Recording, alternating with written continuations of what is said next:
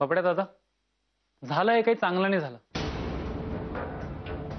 तुम्हाला कसं फसवलं ते सांगेन सगळ्यांना गावी जाऊन. आणि तुझ्या या मुलांनी माझ्या नकळत माझ्या सह्या घेतल्या, सगळं सांगेन मी त्यांना. आणि मीही लक्षात ठेवेन. काय ग? हो ना.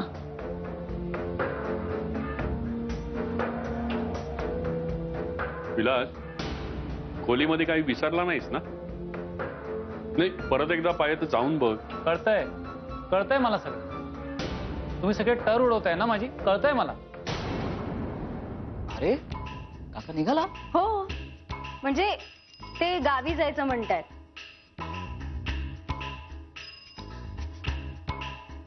मी आलो. नाही नाही, मला जायचंच नाहीये. पण पण तुम्ही हकललंय मला या घरातून, फसवून माझ्या सह्या घेऊन. मग राहा ना इथे, आमची काही हरकत नाही. ऍब्सोल्युटली काही प्रॉब्लेम नाहीये. तू राहा काका इकडे. पोलीस येत असतील, त्यांनाही भेटायचं ना तुला. नाही नाही, चल ग संध्या. चिंगी, चला आपण निघूया.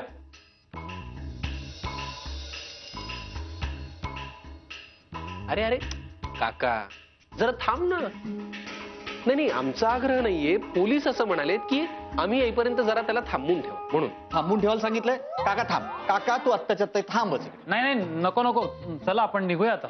अरे काका थांब, प्रश्न तत्वांचा आहे. हो हो. नाही नाही नको, चला चला चला. थांबा.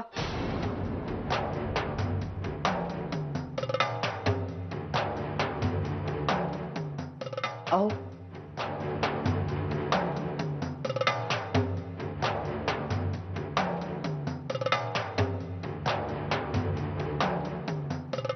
विलास, याच कागदांवरती सह्या करून फसलायस ना तू? विघ्नेश, आबा काय करतायत?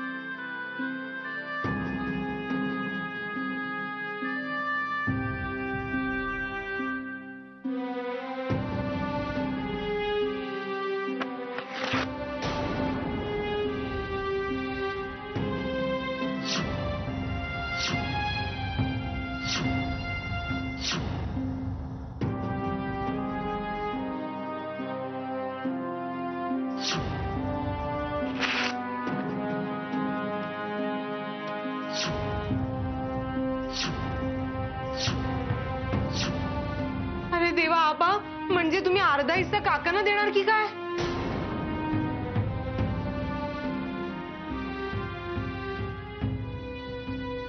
आश्चर्य वाटलं विलास, मी हे सगळे कागद फाडून टाकले म्हणून?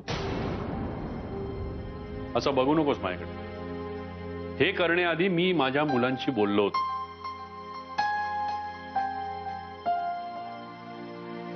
आणि त्यांनीही माझ्या म्हणण्याला दुजोरा दिला.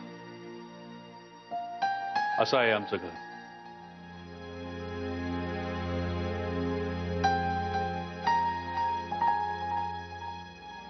आम्ही तुमच्यासोबत फसवेगिरी केली असती तर तुमच्यात आणि आमच्यात फरक काय राहिला असता? नाही, जे घडलं त्यावरून तुला कळलं असेलच की आम्ही जशास तसे वागू शकलो असतो, पण आम्ही तसं नाही केलं. आणि मगाशी निघताना तुम्ही जे काही यांना बोललात ते बोलण्याआधी थोडा तरी विचार करायला हवा होता. ज्या लोकांपासून तुम्ही तोंड लपवून पळताय त्यांची देणी यांनी फेडलीत, काहीही गरज नसताना.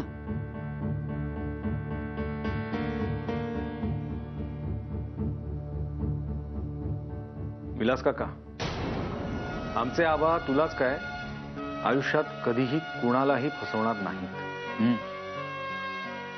स्वतः आबा खस्ता खातील पण दुसऱ्याला झळ देखील पोचू देणार नाही. आणि काका, तू काय केलंस? तू त्यांनाच फसवलंस आणि त्यांच्यावरती चाळ घेतलास फसवणुकीचा. खूप चूक आहे. आणि तू असं वागलास म्हणून आम्हाला हे सगळं करावं लागलं. तुम्ही दुसरं काही मागितलं असतं ना तर हसत दिलं असतं काका. पण आभाळ माया नाही, शक्यच नाही.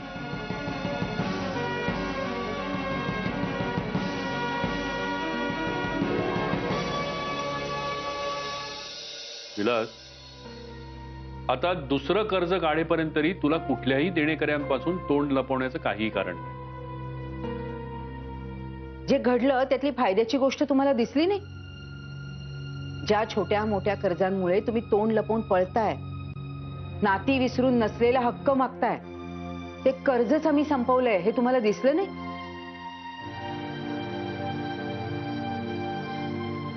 आता तुमच्या पुढे दोन पर्याय आहेत. एक तर साधं सरळ चांगलं आयुष्य जगायचं, नाहीतर आता हे घराचे सह्या केलेले पेपर्स फाडलेत, त्यामुळे या घरावर परत हक्क सांगायचा.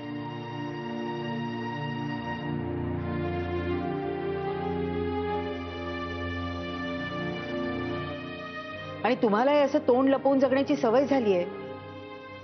पण या मुलीचं काय?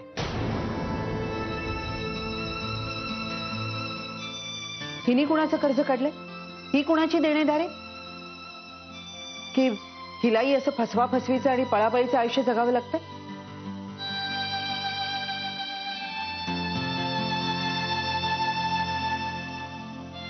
भाऊजी, वहिनी, चुकलं आमचं. असं जगताना कळलंच नाही मुलीची काय अवस्था झाली, तिला काय वाटत असेल. तिच्या लग्नाचं वय झालंय याचा विचारच मनात आला नाही.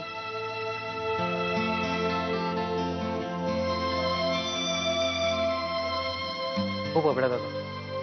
खरं तर मलाही कंटाळा आला होता हे वणवण भटकण्यात, पण उपायच काही दिसत नव्हतं. देणेकरी हे सारखे पोलिसांसारखे मागावर, त्यातून संध्याचा आणि चिंगीचा विचार आला की खूप खूप धास्ती वाटायची. वाटायचं की उद्या माझं काही बरं वाईट झालं, मी मेलो तर या दोघींचं काय होईल? अरे असं असं वाईट बोलू नये रे. आम्ही सगळेजण आहोत ना.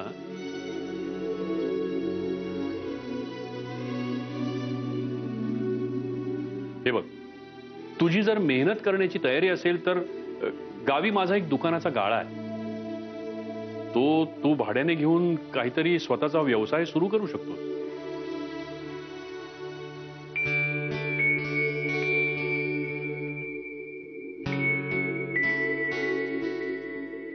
काका, तू ना स्टेशनरीचं दुकान टाक, खूप चांगलं चालेल. अरे काय दादा, काका तुझ्याहून खूप लहान आहे, पण एक सल्ला देतो. 1 महिना मेहनत करून बघ. मग तुला कळेल की त्या मेहनतीने कमवलेलं किती सुंदर आहे.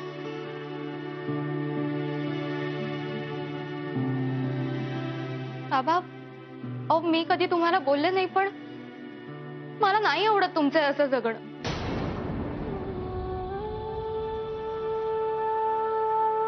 तुम्ही नेहमी देणगीदारांच्या भीतीत आणि विचारात जगत असता. तुम्हाला काही झालं तर? बस झाला आता नव्यानेच जगू. खूप अबड्या दादा. खरंच चुकलं माझं. आजवर मौज मजा करण्यात खूप पैसे उडवले, पण असं हक्कानं सांगणारं कोणी भेटलंच नाही.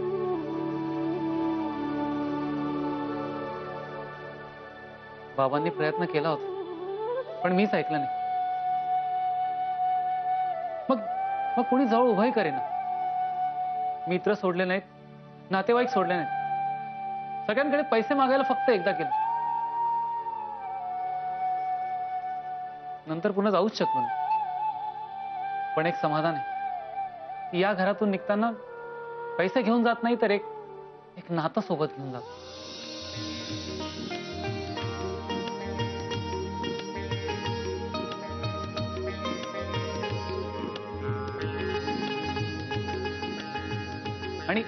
आणि यापुढे मी असं वागणार नाही.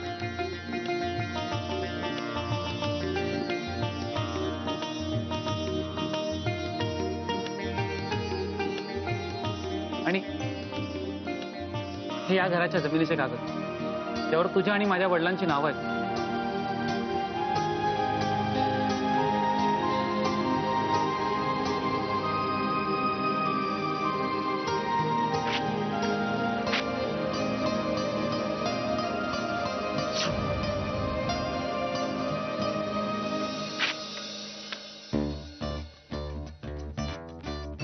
दादा, मी तयार आहे तुझं दुकान भाड्यावर चालवायला. आणि तुम्ही गावी सेटल झालात ना काका की हिचंही लग्न लावून द्या एका माणसासोबत. कोण माणूस? हा कोण माणूस? तुम्ही जर लग्न कोणाशी लावलं ना तर मी जीव देईन. हा? तू काय? होय तायो, हिचा नवरा फक्त मॅच होणार. हो हो, तूच होशील हिचा नवरा. हो ना? अरे पण चिंगीचा नवरा सुधारायला नको? नाही म्हणजे चिंगीचे वडील सुधारले पण नवरा सुधारायला हवा ना, नाही तर चिंगी कशाला करेल लग्न? म्हणून आता तू सुद्धा कोल्हापुरात परत जा, स्वतःच्या पायावर उभा राहा, मोठा माणूस हो. आणि मग चिंगीशी लग्न कर, कळलं? पण माझी आई यांचं लग्न नाही होऊ देणार. ए तायो, तू मध्ये मध्ये बोल नको ना. प्यार की दुश्मन. तायो, त्या दोघींचा प्लॅन सांगून टाके ना आता इथंच.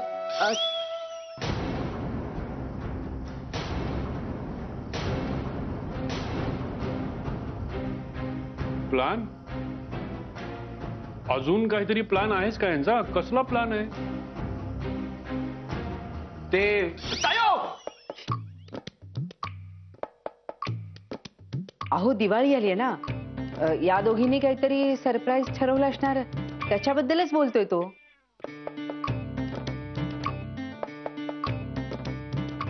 हो ना? थांबा थांबा थांबा, हे बघा विषयांतर नको. आत्ता आपण काय बोलतोय? मेहनतीचं. त्यामुळे त्याच्यावरती बोल. काय विलास? बापडे दादा, मला तुमचं सगळं मान्य आहे. तुझ्यामुळे माझ्या सगळ्या चिंता मिटल्या.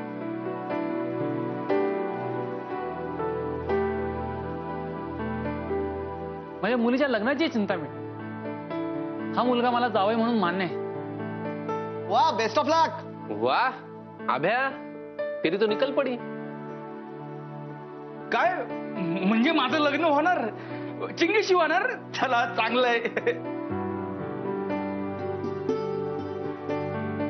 स्वतः कमवायला लागल्यानंतर होणार, कळलं? लक्षात घे.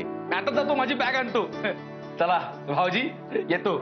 तायो, आशीर्वाद दे ग. येतो. तुम्हाला सगळ्यांना माझ्यामुळे जो त्रास झाला त्याबद्दल माफ. अरे याची काही गरज नाही रे विलास.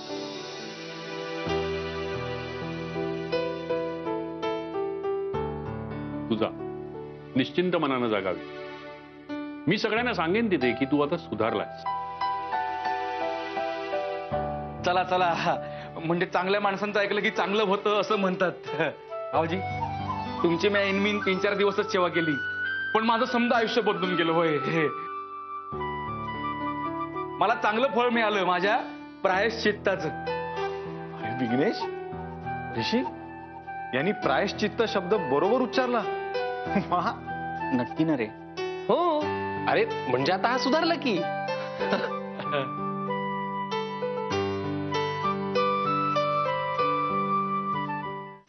ऋषी, काकाला जरा सोडू नये बरं. काका चल, मी तुम्हा सगळ्यांना बाहेर सोडतो. हो चल. ये. बरं, येतो आम्ही. चल. हो. चला चला, जातो मी. माझं लगीन होणार. तायो, पाया पडतो, आशीर्वाद दे. चला चला.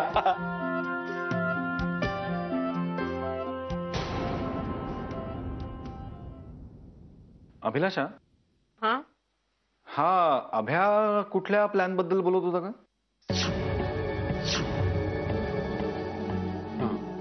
काय प्लॅन आहे? अरे सांगितलं ना ते दिवाळीचंच काहीतरी ठरवतायत त्या दोघी. हो. राहू दे, सिक्रेट आहे ना त्यांचं, नका विचार.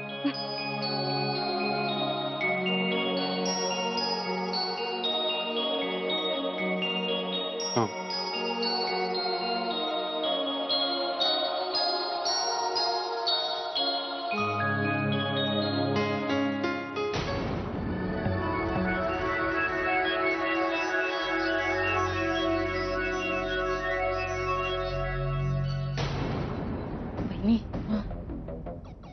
वाचलो आपण, नाही तर तुमच्या आबाने सगळं फिनिश केलं होतं. आणि कॅश, तरी मला एक शंका आहे की आईंना आपल्या मनातलं तर कळलं नसेल ना. वहिनी जर त्यांना कळलं असतं तर त्या गप्प बसल्या असत्या का? नो वे.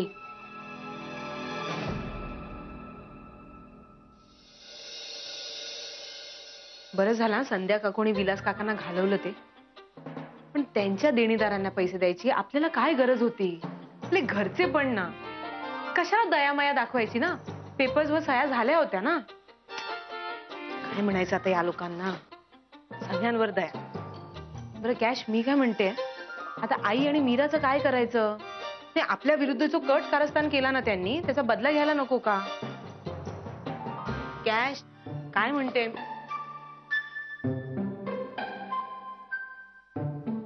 कॅश, काय काय लक्ष कुठे तुझं? कधीपासून वेड्यासारखी बडबडतीये मी.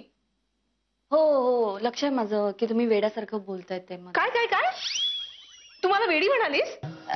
नाही हो, म्हणजे तुम्ही आता म्हणालात ना की तुझं लक्ष कुठे आहे, तर मी म्हणाली की तुम्ही जे वेड्यासारखं बोलतायत ते मी ऐकते, हेच रिपीट केलं, बाकीचं काय नाही. ते समजावं लागतं. एक मिनिट, काय म्हणालीस तू आता? अहो मी कुठे काय म्हणाले, तर पुढे प्लॅन आपण काय करायचा ते सुचत नाहीये मला. सुचत नाहीये? कॅशला सुचत नाहीये? अगं तुझ्यासारख्या बाईला सुचत नाही म्हणजे कमालच म्हणायची बरं का. म्हणजे माझ्यासारख्या बाईला म्हणजे काय काय म्हणत? नाही नाही, मी चांगल्या अर्थाने म्हणाले असं की तुझ्यासारख्या हुशार बाईला सुचत नाही म्हणजे काय म्हणायचं ना असं. खरंच अगं, काही सुचलं का तुला? सुचलं बघ. चला. ए कुठे कॅश? सासूबाईंकडे. कशाला? शेवटचा हातोडा मारायला. चला. नको त्यांना मारू चला. नाही हो, मी नाही मारत तुम्हाला, असं नाही करत. खूप चांगलं. आबा, तुम्ही ज्या प्रकारे विलास काकाचं मॅटर सॉल्व्ह केलं ना, ते इतके दिवस तुम्ही ज्या प्रकारे हाताळत होतात, खरंच हॅट्स ऑफ आहे. हो बाबा, म्हणजे विलास काकाच्या वागण्याचा इश्यू न करता त्याला समजही दिली आणि त्याला वटणीवरही आणलं.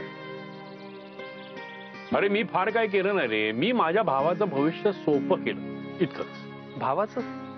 हो आबा, जो माणूस तुमच्याशी इतके दिवस वाईट वागत होता, तुमची फसवणूक करत होता, त्याला तुम्ही मनातनं अजूनही भाऊ मानताय. ऋषी, एखादा नात्यातला माणूस आपल्याच नात्यातल्या माणसांची फसवणूक करतो ना, तेव्हा त्याला हे कळत नाही की तो आपल्या घराला सावली देणारं झाड तोडतोय.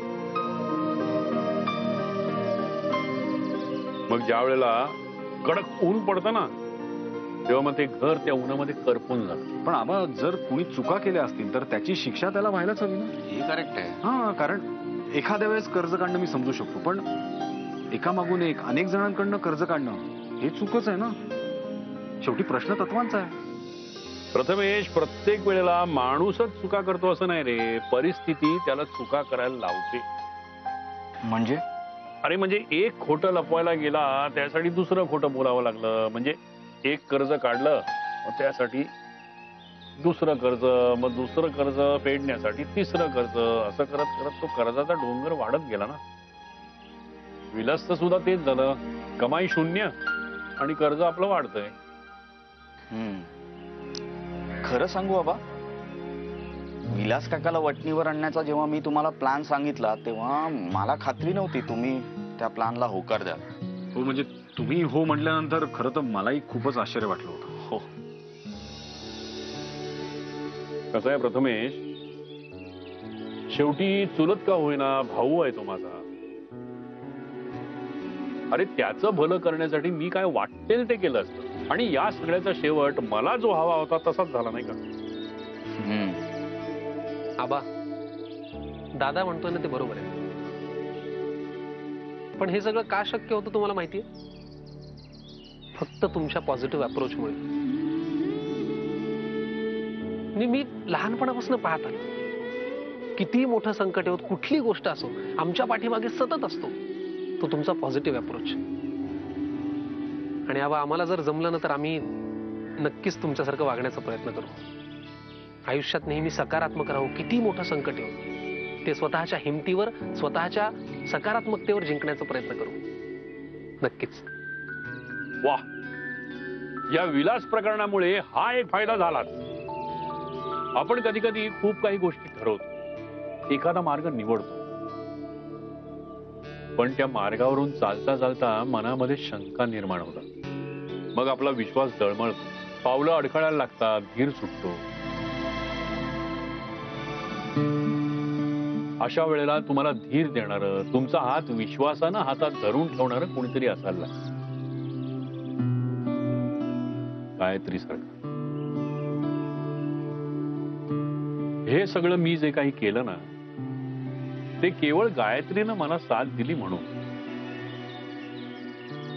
या सगळ्याचं श्रेय जर कुणाला असेल ना, तर ते गायत्रीला.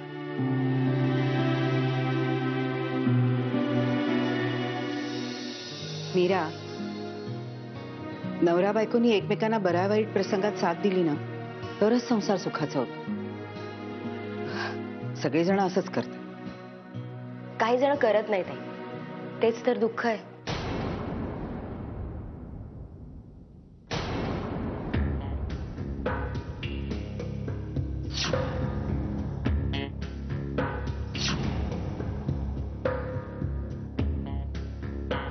खरंय तुझं म्हणणं. काही जण नाही करत. नको सांग, फक्त बडबड. नंतर मग मी बडबडते. कॅश